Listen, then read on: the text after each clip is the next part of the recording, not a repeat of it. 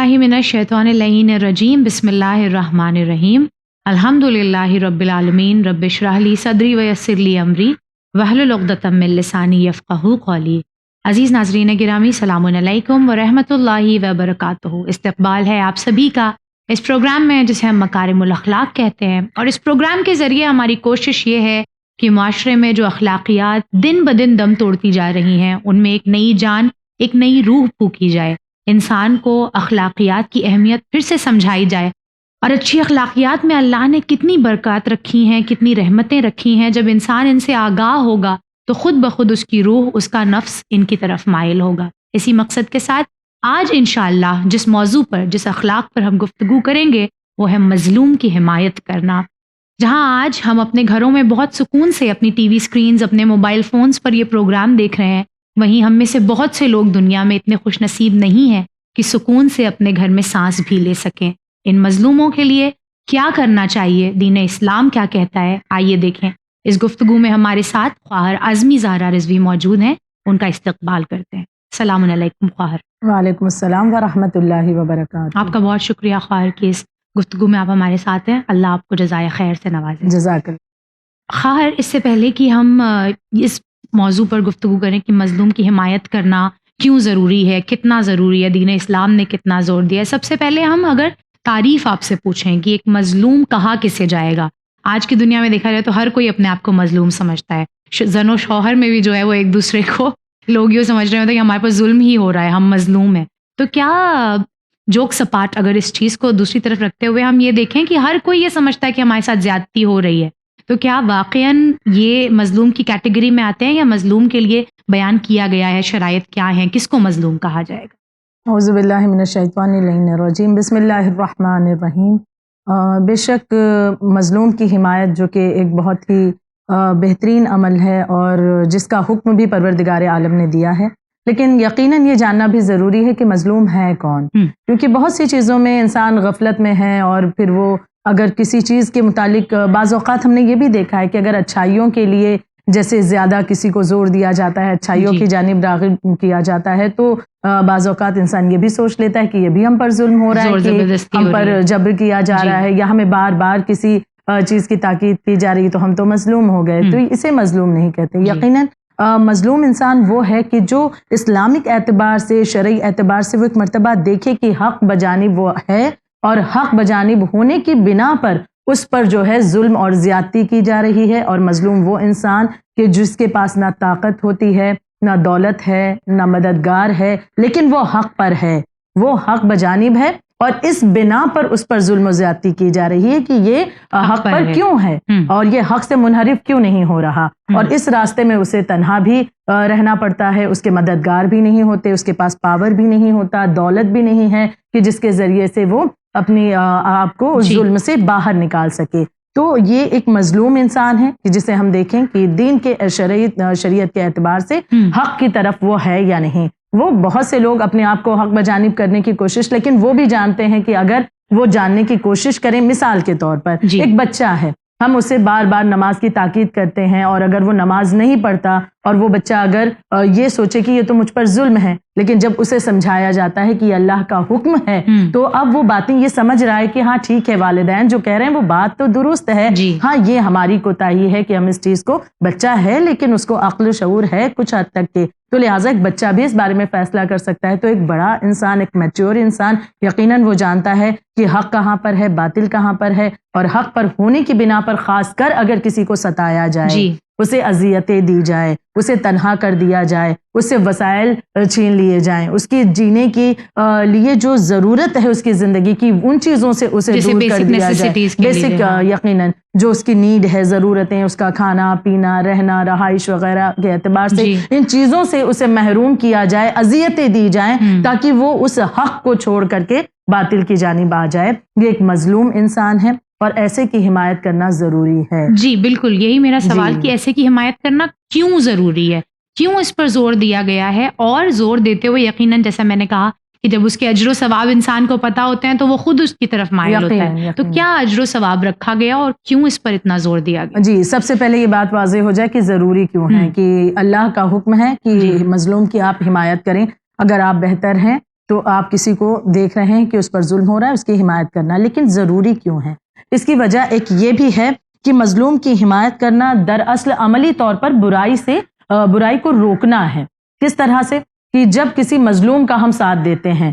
تو اس کے معنی ہیں کہ ہم نے اظہار کیا ہے ظالم سے برأت کا، یعنی جو ظالم ہے اس سے ہم دوری کا اظہار کر رہے ہیں، اور جو یہ ہماری دوری کا ہم نے اظہار کیا، اس کے ذریعے سے زمانے کے سامنے یہ بات آ رہی ہے کہ لوگ ظالم کو چھوڑ رہے ہیں اور مظلوم کی طرف بڑھ رہے ہیں، یعنی یہ حق ہے، وہ باطل ہے کہ جسے چھوڑا جا رہا ہے، جس کے خلاف آوازیں اٹھ رہی ہیں۔ تو جب ایک ایک فرد کر کے اس طرح سے اپنی آوازوں کو انسان بلند کرنے لگے اور ایک مجمع اکٹھا ہو جائے، ایک بڑی جماعت تیار ہو جائے، ایک بہت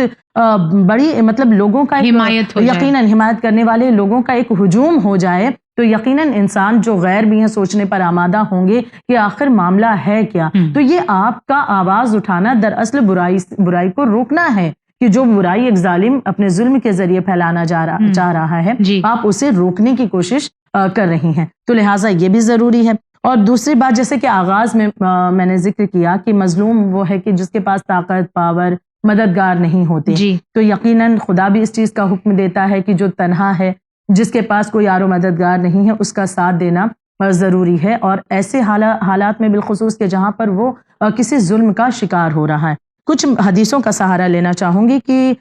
رسول خدا صلی اللہ علیہ وآلہ وسلم ارشاد فرماتے ہیں کہ جو شخص ظالم سے مظلوم کا حق دلائے وہ جنت میں میرا ساتھی ہوگا، یعنی جو حمایت کرتا ہے مظلوم کی اور کسی ظالم کے سامنے وہ ڈٹ جائے مظلوم کا ساتھ دیتے ہیں اس کی حمایت میں، تو سوچے کتنا بڑا اجر و ثواب ہے کہ رسول اللہ کا وعدہ یہ ہو رہا ہے کہ وہ جنت میں میرا ساتھی ہوگا، یعنی رسول اللہ کا ساتھی ہو جانا کہ انسان اور کیا چاہے گا، اس سے بہتر فضیلت اور اس سے بڑھ کر اور کیا ہے۔ اگر یہ سعادت مل جائے تو پھر کوئی چیزیں یقیناً درکار ہی نہیں ہے انسان کے لیے۔ تو رسول عربی صلی اللہ علیہ وآلہ وسلم کا وعدہ، پھر امام جعفر صادق علیہ الصلوۃ والسلام ارشاد فرماتے ہیں کہ مظلوم مومن کی مدد کرنا ایک ماہ روزہ رکھنے اور مسجد الحرام میں اعتکاف کرنے سے بہتر ہے۔ سبحان اللہ۔ ہم نے یہ سوچا کہ شاید مصلی پر بیٹھ کر کے اس قدر سجدے ہم انجام دے رہے ہیں، عبادتیں انجام دے رہے ہیں، کہیں پر کوئی چیخ و پکار ہماری کانوں تک پہنچ رہی ہے، لیکن اس کی حمایت میں ایک لفظ ہماری زبان سے نہیں نکل رہا، ہم کچھ اپنی طرف سے نہیں کر رہے ہیں، اور ہم یہ سوچ رہے ہیں کہ نہیں، ہم نے تو خدا کو راضی کیا، ہم تو مقصد حیات کو پورا کر رہے ہیں، ہم تو عبادت انجام دے رہے ہیں، اللہ کا سجدہ کر رہے ہیں، یہی کافی ہے۔ لیکن یہاں پر امام نے واضح کر دیا کہ مظلوم کی حمایت کرنا کہ گویا ایک ماہ کے روزے رکھنے مسجد الحرام میں اعتکاف سے یقیناً اس سے بھی بہتر ہے۔ مولائے کائنات حضرت علی ابن ابی طالب علیہ الصلوۃ والسلام ارشاد فرماتے ہیں مظلوموں کے مددگار بنو اور ظالموں کے دشمن بنو، اور مظلوم کے مددگار بننے کا سب سے آسان طریقہ، کم از کم سب سے آسان طریقہ یہ ہے کہ ان کے حق میں بولا جائے۔ کیا بات، زبان سے کم از کم جو ہے وہ ظلم کرنے والے کی، ظالم کی مذمت کرے، یقیناً تو وہ زبان کو اپنے ہلا کر کچھ اسے جو ہے موقع دے کہ جس زبان کے ذریعے اتنے گناہ کو انجام انسان دیتا ہے، اس کے ذریعے کم سے کم حق کی طرف آواز اٹھائی جائے، بولا جائے، مظلوم کی طرف سے بولا جائے، اتنا کم از کم حمایت میں تو انسان کر ہی سکتا ہے۔ جی، اور وہ بہت مشہور حدیث ہے نا کہ اگر ظلم کے خلاف اٹھ سکتے ہو تو اٹھو، نہیں اٹھ سکتے ہو تو کم از کم جو ہے وہ اپنے عمل سے اس کے اپنے آپ کو دکھاؤ کہ تم اس کے خلاف ہو۔ اگر عمل سے نہیں کر سکتے تو کم از کم اپنی زبان سے نہیں تو قلم سے، لیکن یہ کہ قلم سے بھی نہیں تو اپنی نیت سے، یعنی انسان کا چھوٹے سے چھوٹے، وہی والی بات ہے کہ جب جناب ابراہیم علیہ السلام کو آگ میں ڈالا جا رہا تھا، وہ چڑیا جو آ کر پانی ڈال رہی تھی، کیا وہ آگ پوری طرح بجھا سکتی تھی؟ لیکن اس کی کوشش کرنا، یقیناً اس کی نیت کی اجر و ثواب ہے یقیناً۔ تو یہ ہم نہیں کہہ سکتے کہ ہم اکیلے ہیں، تنہا ہیں، ہمارے کیا کر سکتے ہیں، ذریعے کیا تبدیلی آ جائے گی۔ آپ اپنی طرف سے جو آپ کی ذمہ داری ہے وہ آپ انجام دیں مظلوم کی حمایت میں، باقی خداوند عالم یقیناً راہ کو ہموار کرنے والا ہے۔ بے شک۔ تو خواہر اگر قدرت رکھتے ہوئے بھی، جیسے وہی حدیث میں ریپیٹ کروں کہ اتنی قدرت تو ہم رکھتے ہی ہیں کہ نیت کر سکیں، اتنی قدرت تو ہم رکھتے ہی ہیں کہ زبان سے کہہ سکیں کہ یہ غلط ہے، قدرت رکھتے ہوئے بھی اگر کوئی کسی مظلوم کی حمایت، اس کی مدد نہیں کرتا ہے، تو ایسے لوگوں کی دین اسلام نے کیسے مذمت کی؟ جی، بہت زیادہ مذمت وارد ہوئی ہے، کیونکہ آپ کے پاس اللہ نے قوت دی ہے اور اتنا اختیار دیا ہے کہ آپ حمایت میں مظلوم کی اٹھ سکتی ہیں، بول سکتی ہیں، یا کسی بھی طریقے سے اس چیز کا اظہار کر سکتی ہیں، لیکن پھر بھی انسان خاموش رہ جائے، چپ رہ جائے، اور کچھ بھی نہ کرے اپنی طرف سے تو اس کے لیے بہت زیادہ مذمت ہے۔ موسیٰ بن جعفر علیہ الصلوۃ والسلام بیان فرماتے ہیں کہ اگر کوئی شخص اپنے بعض حالات سے مجبور ہو کر اپنے کسی مسلمان بھائی سے پناہ لینا چاہے اور وہ اسے پناہ نہ دے اور قدرت رکھتے ہوئے اس کی مدد نہ کرے تو اس نے خود اپنے آپ سے خدا کی مدد کو دور کر دیا۔ ہم ہر چیز میں چاہتے ہیں کہ خداوند عالم کی مدد شامل حال ہو جائے۔ یقیناً خدا کی مدد کے بغیر انسان بالکل محتاج ہے ہر چیز کا، پروردگار عالم کی طرف سے وہ بالکل امید لگائے ہوئے کہ خداوند عالم ہر معاملات میں ہماری مدد کرے۔ لیکن اب اگر جس انسان نے آپ سے پناہ لینی چاہی ہے اور وہ آپ کو امیدوں سے دیکھ رہا ہے اور آپ کے بس میں ہے کہ آپ اس کے کام آ سکتی ہیں یا مظلوم کی حمایت کر سکتی ہیں، اور لیکن پھر بھی نہ انسان کرے تو خدا کی طرف سے وہ ملنے والی مدد جو ہمارے لیے معین کی گئی ہوگی، اللہ بھی اپنی مدد کیجیے۔ آپ نے اپنی مدد کھینچ لی، اللہ نے اپنی مدد کھینچ لی، ڈھونڈیے کوئی مددگار اپنے لیے۔ یقیناً تو اگر ہم خود اپنی مدد کرنا چاہتے ہیں، ہم چاہتے ہیں پروردگار عالم کی طرف سے ہمارے لیے کمک آتی رہے، مدد آتی رہے، تو بے شک پھر اس کے متعلق ہمیں دوسروں کے بارے میں بھی سوچنا ہے۔ امام صادق علیہ السلام بیان فرماتے ہیں جو قدرت رکھتے ہوئے کسی مومن کی مدد نہ کرے تو خدا اسے دنیا اور آخرت میں ذلیل و رسوا کرتا ہے۔ اور یہ چیزیں ہم دیکھتے ہیں کہ بارہا ہوتی رہی، تاریخ گواہ ہے کہ انسان اگر مظلوم کا ساتھ نہیں دیتا ہے تو وہ ذلیل و رسوا ہو کر رہتا ہے۔ اس وقت یہ سوچتا ہے کہ ہمیں کسی اور کے معاملے میں ہم کیوں پڑے، ہم کیوں نقصان اٹھائیں، ہم کیوں ہمارا کیا لینا خسارہ اٹھائیں، ہمارا کیا لینا دینا، ہماری زندگی تو اچھی چل رہی ہے نا، ہماری جو اچھی چل رہی زندگی وہ ڈسٹرب ہو جائے گی۔ لیکن وہ نہیں جانتا کہ یہ جو اپنے آپ کو وہ تسلی دے رہا ہے یہ کچھ دنوں کی، کچھ لمحات کی شاید ہے، اور کچھ دنوں بعد اس کے وہ تمام سکون و آرام چھن جاتے ہیں، کیونکہ خدا کا وعدہ ہے وہ ذلیل و رسوا ہو کر رہتا ہے۔ اس لیے ضروری ہے کہ انسان جو ہے مظلوم کی حمایت میں بولے خاموش نہ رہے۔ ایک واقعہ یہاں پر پیش کرنا چاہوں گی جو کہ بہت سی کتابوں میں بھی موجود ہے، اور گناہان کبیرہ جلد دوم کے صفحہ نمبر 144 پر بھی 144 پر بھی درج ہے جی۔ اور یہ واقعہ کچھ اس انداز میں کہ شیخ طوسی نے امام جعفر صادق علیہ الصلوۃ والسلام سے روایت نقل کی ہے کہ بنی اسرائیل کا ایک بوڑھا عابد تھا جو کہ عبادت میں مشغول تھا، اور اس نے دیکھا کہ دو بچے جو ہے ایک مرغے کو لے کر آتے ہیں اور اس کے پر کو نوچنا شروع کیا۔ اچھا، اس کی نگاہ پڑی نماز کے دوران کی وہ دو بچے جو ہے اس مرغے کے پر کو نوچ رہے ہیں، اور وہ جو جانور ہے، وہ جو حیوان ہے، وہ چیخو پکار کر رہا ہے۔ اب یہاں ہونا یہ چاہیے کہ اسے اس جانور کی مدد کے لیے، یقیناً مدد کے لیے آگے بڑھنا چاہیے، ان بچوں کو روکنا چاہیے، لیکن اس نے اس کام کے لیے کوئی پہل نہ کی۔ یہی سوچتا رہا کہ عبادت تو زیادہ معنی رکھتی ہے، لہٰذا میں اپنی عبادت کو کسی حیوان کے لیے کیوں چھوڑوں، لہٰذا یہ اپنی عبادت میں لگا رہا، اور بچوں نے اسے اذیت دی۔ اللہ نے اس وقت ہی حکم دیا کہ زمین ہٹ جائے، اور زمین کھلی، اور یہ شخص جو ہے زمین میں دھس گیا، گہرائی تک کے پہنچا دیا گیا، عذاب کے حوالے کر دیا گیا۔ کیوں؟ کیونکہ اس نے مظلوم کی حمایت میں آواز نہیں اٹھائی یا مظلوم کی مدد کے لیے نہیں۔ آپ یہ سوچیں کہ ایک مظلوم حیوان کے لیے آواز نہیں اٹھائی تو یہ عالم ہوا ہے۔ آپ انسانوں کے لیے اگر خاموش ہیں تو پھر اللہ اس کا کیسے حساب کرے گا؟ ہم اندازہ بھی نہیں لگا سکتے، جواب بھی نہیں دے سکتے اس وقت، یہ ہم سوچ بھی نہیں سکتے کہ اس وقت کیا صورتحال ہوگی، اور ہمارے پاس جواب موجود نہیں ہوگا۔ آج ہمارے پاس طاقت ہے، قوت ہے، ہم کچھ نہیں کر سکتے تو کم از کم بول تو سکتے ہیں مظلوم کی حمایت میں۔ اگر اتنا بھی نہ کیا جائے تو یقیناً دردناک انجام انسان کا ہونے والا ہے۔ بالکل بالکل خواہر، یہاں پر ایک سوال میرے ذہن میں یہ آتا ہے کہ جیسے یہ کہا جاتا ہے اور بالکل بجا کہا جاتا ہے کہ ظلم کرنا جتنا بڑا گناہ ہے اس سے زیادہ بڑا گناہ اس کو برداشت کرنا ہے، کہ انسان کم از کم آواز اٹھائے۔ لیکن ہم بہت دفعہ دیکھتے ہیں کہ جس کے اوپر ظلم ہو رہا ہوتا ہے وہ اس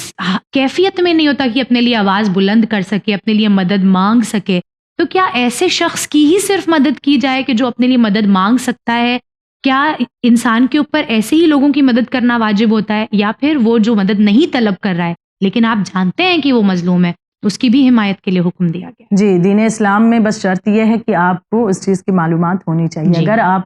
آپ کے علم میں ہے کہ کہیں پر کسی پر ظلم ہو رہا ہے تو اس کی حمایت میں اٹھنا ضروری ہے۔ یہ یہاں پر فرق نہیں کیا جا رہا ہے کہ وہ آپ کو صدا دے اور پھر آپ اس کی صدا پر جائیں۔ اگر ہو سکتا ہے کوئی مظلوم ہم سے بہت دور ہو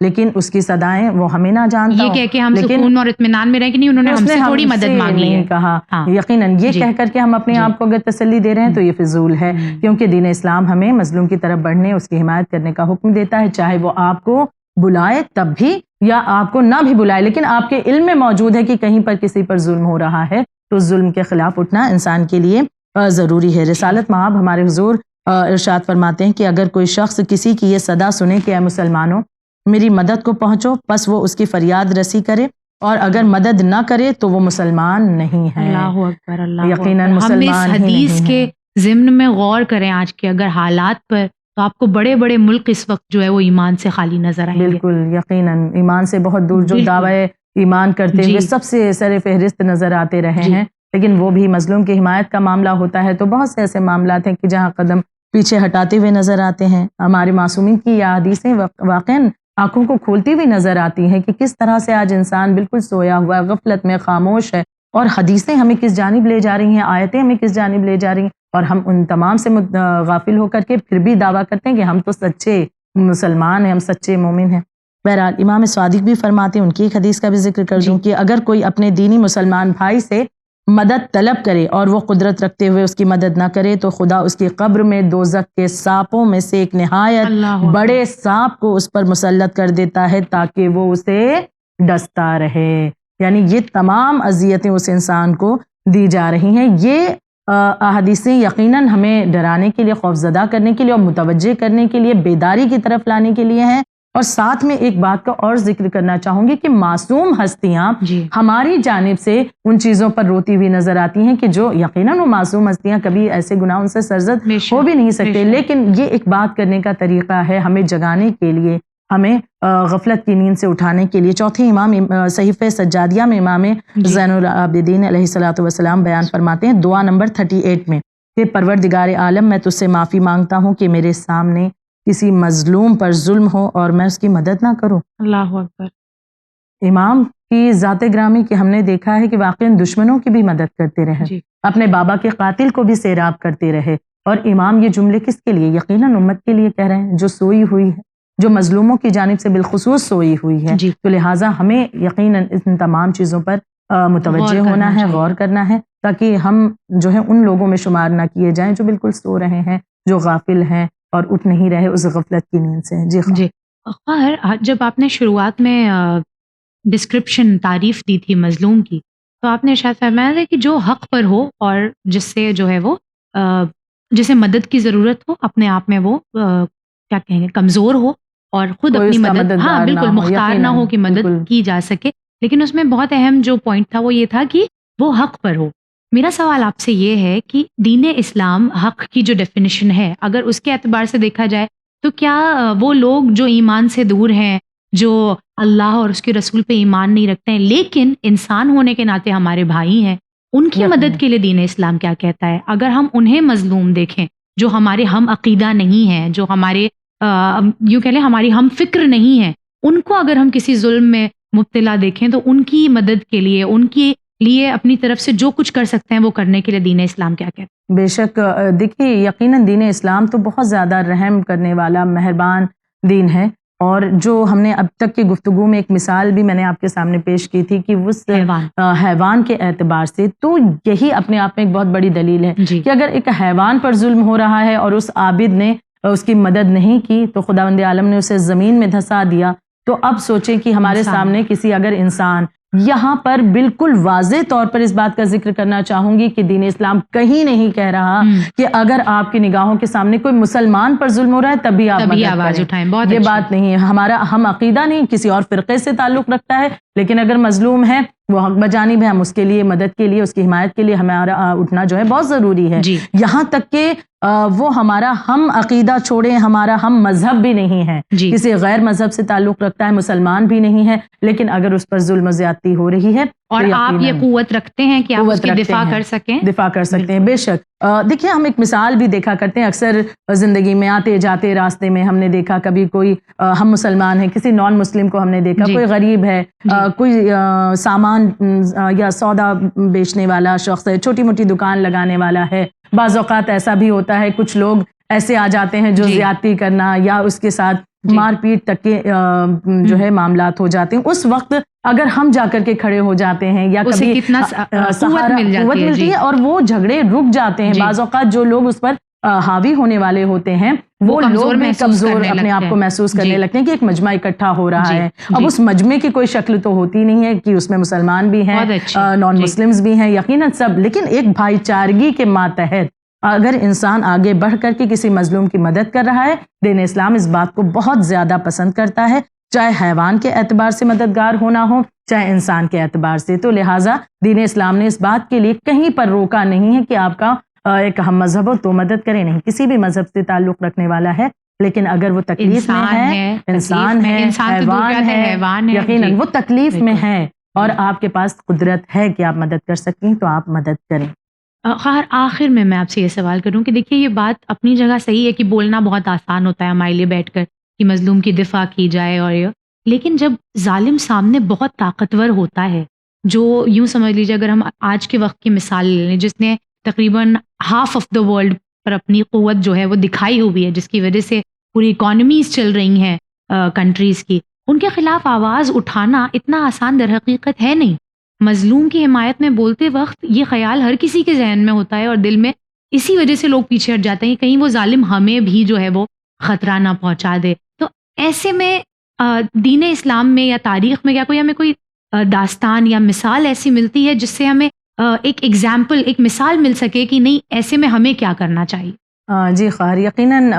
دین اسلام میں ایسی بہت سی مثالیں ہیں اور یہ بالکل واضح ہے کہ جو کتنا بھی بڑا ظالم کیوں نہ ہو, کتنا ہی اس کے پاس پاور کیوں نہ ہو, اقتدار کیوں نہ ہو, لیکن اس کا انجام بہرحال دردناک ہوتا ہی ہے. ہم اپنا ایمان جو ہے وہ اس میں رکھیں جو سب سے بڑا قادر مطلق ہے, اور سب کا خلق کرنے والا, اس سے بڑھ کر پاور, پروردگار عالم سے بڑھ کر پاور کس کے پاس ہے. یہ ایمان کی کمزوری ہے کہ ہم کسی اور کو پاورفل سمجھتے ہیں. اور یہ چیزیں جو ہمارے سامنے اکثر آتی ہیں تو شیطانی وسوسے ذہن میں آتے ہیں کہ جیسے کوئی بہت زیادہ پاور میں ہے تو ہم سوچتے ہیں کہ اس کے پاس اتنا اقتدار ہے, پاور ہے, اور اس کا تو تختہ پلٹ کیسے ہو سکتا ہے, اس نے تو اتنا اپنے پنجوں کو جما لیا ہے, لہٰذا اس ظالم کا تختہ پلٹ کہاں ہو سکتا ہے, لہٰذا کیسے اس کے خلاف اٹھا جائے. یا پھر یہ چیزیں کہ اس کا تختہ پلٹ ہونا ہی نہیں ہے, بڑا مشکل ہے, ایسے بھی لوگ کہتے ہوئے نظر آتے ہیں کہ اس کا تو ہٹنا بڑا مشکل ہے اور یہی پاور میں رہے گا, یہ تمام تر چیزیں. تو لہٰذا ایک مثال میں آپ کے سامنے پیش کرنا چاہوں گی فرعون کے زمانے کی, کہ فرعون کے بارے میں ہر ایک انسان جانتا ہے کہ اس کا قصہ کیا ہے, بہت ہی ظالم و جابر تھا, حتیٰ کہ اتنا اس کے پاس پاور آ چکا تھا کہ وہ اپنے آپ کو خدا کہنے لگا تھا, یعنی حکومت بہت بڑی تھی, اس کے پاس دولت ہے, تو وہ سوچ رہا ہے کہ یعنی کہ میں تو خدا ہو گیا کہ میرے پاس اتنا پاور ہے, اتنی دولت مجھے مل گئی, اب ہر ایک چیز پر تو میرا قبضہ ہے, لوگ مجھ سے ڈرتے ہیں, خوف زدہ رہتے ہیں. تو لہٰذا یہ تمام چیزیں سوچ کر ایک روز اس نے ایک منصوبہ بنایا کہ ہاں میرے لیے چونکہ میں اتنا پاورفل ہوں اور میرے پاس اتنی طاقت ہے تو میری شان و شوکت کے حساب سے ایک بہترین بہت ہی بلند محل تیار ہونا چاہیے. اور اس نے حکم دیا کہ محل جو ہے میرے لیے تیار کیا جائے. تو بہرحال اب جب حکم دیا تو وہاں پر کس طرح سے اس نے ظلم کیا ہے غریبوں پر, یہ تمام داستان موجود ہیں. تو لہٰذا عورتوں کو اور مردوں کو, ایسے جو غریب تھے, پریشان حال تھے, انہیں اکٹھا کیا گیا اور ظلم کے ساتھ, جبر کے ساتھ انہیں کام پر لگا دیا گیا. حتیٰ کہ جو حاملہ خواتین ہوتی تھیں انہیں بھی بیگاری کے کام کے لیے لایا گیا تاکہ وہ بھی اس محل بنانے کے کام میں یقیناً جڑ جائیں. یہاں تک کہ پایا جاتا ہے کہ اسی میں سے ایک حاملہ عورت تھی, جوان تھی اور حاملہ عورت تھی, اور اسے بھی ایک بڑا پتھر اٹھانے کے لیے کہا گیا کہ اس بڑے پتھر کو اٹھا کر فلاں جگہ تک پہنچانا ہے. اس عورت نے پہلے تو انکار کیا اپنے حمل کی وجہ سے, لیکن پھر زیادتی کی وجہ سے اسے مجبور ہو کر اس پتھر کو اٹھانا پڑا. لیکن یہ بہت ہی زیادہ ڈری ہوئی ہے کہ پتھر وزنی ہے اور میں اس وقت پریگننٹ بھی ہوں, حاملہ ہوں. بہرحال اس نے پتھر کو اٹھایا اور نتیجہ یہ ہوا کہ اس کا حمل ساقط ہو گیا. جب اس کا حمل ساقط ہوا تو ایک آہ اس کے دل سے اٹھی اور آنکھوں میں آنسو آ گئے, اور اس نے ایک دم درد بھرے لہجے میں تڑپ کر خداوند عالم سے کہا کہ پروردگار عالم, کیا تو سو رہا ہے؟ کیا تو اس ظالم کو اس کے انجام تک کیوں نہیں پہنچاتا؟ کیا تو سو رہا ہے؟ کیا اس کی طرف تیری نگاہیں نہیں ہیں؟ اس خاتون نے ایک مرتبہ درد کے عالم میں یہ جملہ کہا. کچھ ماہ گزرے تھے, یہ عورت, یہ خاتون دریائے نیل کے پاس بیٹھی تھی. کیا دیکھتی ہے؟ فرعون کی لاش دریائے نیل پر تیر رہی ہے. دیکھتی ہے کہ فرعون کی لاش جو ہے دریائے نیل پر تیر رہی ہے. اس نے اب جو یہ منظر دیکھا, اسے جواب یقیناً مل گیا. اب اس وقت غیبی آواز بلند ہوئی اس خاتون کے لیے کہ عورت, ہم سو نہیں رہے تھے بلکہ ہم ظالموں کی گھات میں ہیں. یعنی کہ یہ بالکل واضح ہے کہ خداوند عالم ظالم کو ذرا چھوٹ دیتا ہے کہ یہ اب رک جائے, یا دوسری وجہ کہ یہ اپنے ظلم کو جو ہے جتنا بھی یہ برائی کر سکتا ہے کر لے، لیکن تاکہ آخرت میں اس کے لیے کوئی بھی گنجائش عذر نہ بچے۔ رحم کی نہ رہ جائے۔ خداوند عالم ظالم کے گھات میں ہوتا ہے، یہ واقعہ اس کی بالکل واضح دلیل ہے۔ آج بھی اگر زمانے میں ہم اگر دیکھیں جی۔ اور شیطان یہ وسوسے ذہن میں ڈالے کہ نہیں مظلوم کی حمایت کے لیے نہ اٹھیے، فلاں شخص جو ہے بہت یا فلاں جو طاقتور ہے بہت طاقتور ہے، بہت پاور میں ہے، آپ کا نقصان ہو جائے گا، یہ تمام چیزیں، لیکن خدا کے وعدے سے بڑھ کر کچھ تو نہیں ہے۔ اس کے علاوہ کسی طاقت کو جو ہے وہ یوں کہہ لیجیے کہ ہر طاقت کو زوال ہے اس کے بالکل، علاوہ۔ بے شک، تو یقیناً خدا کی ذات پر کامل یقین رکھ کر کے انسان مظلوم کی حمایت کے لیے آگے بڑھے گا، اجر و ثواب بھی اس کے حصے میں ہے اور خدا کو کی خوشنودی بھی وہ حاصل کرتا بے ہے۔ شک، اور اللہ ہمیں توفیق دے کہ جس مقصد کے ساتھ اس پروگرام کو ہم لائے ہیں، کہیں اگر کسی کے دل میں ایک چھوٹی سی بھی چنگاری جل جائے اور وہ پھر آگ میں تبدیل ہو جائے اور معاشرہ جو ہے وہ ظلم کی طرف سے مظلوم کی طرف مڑ جائے، تو یقیناً ہماری یہ کوشش کامیاب ہو جائے گی اور اللہ ہمارا نام مظلوموں کے حمایتوں میں لکھے۔ بہت بہت شکریہ خوار آپ کا، اللہ آپ کو بہترین جزا سے نوازے۔ ناظرین گرامی، یہ ہمارا پروگرام مظلوم کی حمایت کے اعتبار سے مکارم الاخلاق میں، جہاں ہم نے اخلاق کا وہ پہلو دیکھا جو اللہ نے ہمیں نہ صرف یہ کہ قرآن مجید میں بلکہ ائمہ اطہار کی زندگی میں بعض مقام پر ہمیں احادیثوں میں، روایات میں دکھایا ہے کہ مظلوم کی حمایت کرنا کتنا اہم ہے، کتنا ضروری ہے۔ اور میں یہاں یہ بھی بیان کرنا چاہتی ہوں کہ مظلوم فقط وہ کوئی شخص نہیں ہے جس پر ہاتھ اٹھایا جا رہا ہو یا جس پر کوئی جسمانی زیادتی کی جا رہی ہو۔ ہر وہ شخص جو کسی کو نقصان نہیں پہنچا رہا ہے اور اس کے باوجود اس کو نقصان پہنچایا جا رہا ہے، وہ اپنے آپ میں مظلوم ہے۔ کوشش یہ کریں کہ ہمارا نام ان ظالموں میں نہ آئے بلکہ مظلوموں کی حمایت کرنے والوں میں آئے۔ انشاءاللہ دوبارہ حاضر خدمت ہوں گے کوئی اور اخلاقی صفت لے کر۔ بنے رہیے چینل ون کے ساتھ، کریے مظلوموں کی حمایت۔ کی امان۔